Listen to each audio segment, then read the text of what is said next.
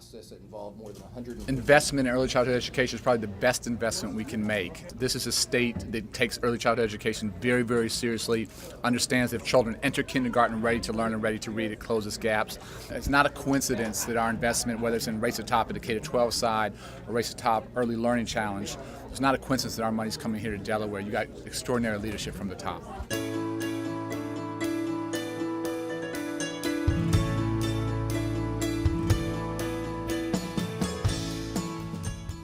This week we're going to be learning about foods. So I need someone to name me a healthy food. Zane, can you give me a healthy food? Chicken. Green beans. There is a division that is a product of the life circumstances of children. Karen gave me spinach. By the time these children are arriving at school, that achievement gap already exists.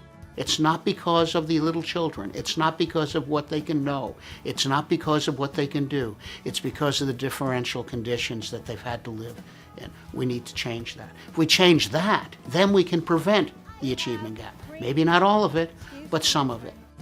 We have green beans, cereal, graham crackers, and fruit. I think in this domain, there's, among those who are experts, pretty much a consensus on what steps need to be taken to strengthen the educational experience, the developmental opportunity for young children.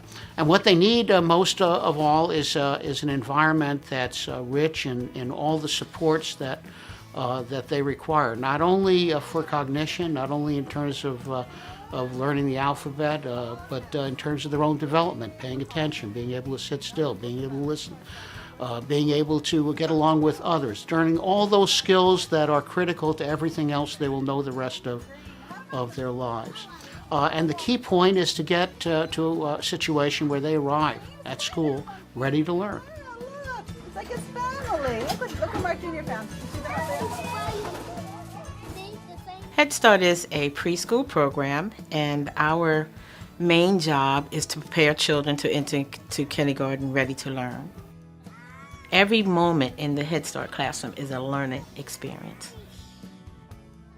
Some folks say that they're playing, but they're not. It is supervised areas that they're learning different things. We have the science areas, we have our math areas, we have our art areas, we do numbers, we do letters, we do literacy. There's a wide range of activities and curriculum-based things that we do in the program to prepare children. Good job, Jimmy. One of the challenges in the early childhood domain is that the compensation levels for those who are working in this field are very low, and we need to change that. What you really need is an incentive structure for providers to improve the character and quality of the care and education that they deliver, and I believe most providers want to do that. But we have to support them. We have to give them the resources they need. And that's what we've been working on the last couple of years, and that's what's been receiving a tremendous amount of support from the Governor, General Assembly, others, and now from the federal government. Delaware Stars for Early Success is a statewide program, and it's really designed to help improve the quality of early education programs and school-age programs throughout the state. Programs that are in Delaware Stars can access grants and awards to help purchase some additional learning materials if that's what they need. And then the state has also just developed a tiered reimbursement system. Programs who move to higher levels in Delaware Stars actually access a higher reimbursement rate for their purchase of care eligible children. And we want programs to use that to invest in their quality. For example, to retain staff, because we know we want to build the professional development of our staff to serve children, and we want them to stay in early childhood because it's really important. And so we want programs to use their resources in that way. I think the key factor, if we think about what difference this makes and why it should be an important public issue, is a pilot was done of a kindergarten readiness study, how ready are children to go on into school, just about a year ago.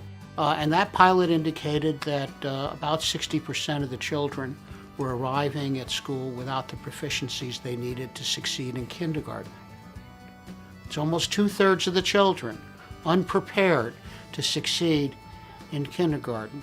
We need to make sure they're ready when they arrive at kindergarten, but we also need to make sure that those who are in K-12 education are ready for the kinds of children they're receiving and able to support them as they need. So a key element here is to pull together the early childhood initiatives with all of the educational reforms that are involved with the first Race to the Top commitment and plan that we've been pursuing, and all of the elements of the Vision 2015 initiative that was developed in 2006. Our target is to have 80% of the young children in our state from low-income families have access to top quality programs. That's a very ambitious goal. We think we can do it. Early child development is most important. The money that you invest now could be save millions and millions and millions of dollars later on in the future, because we're preparing students, children, to enter kindergarten ready to learn, confident and bold, and getting families to advocate for their children.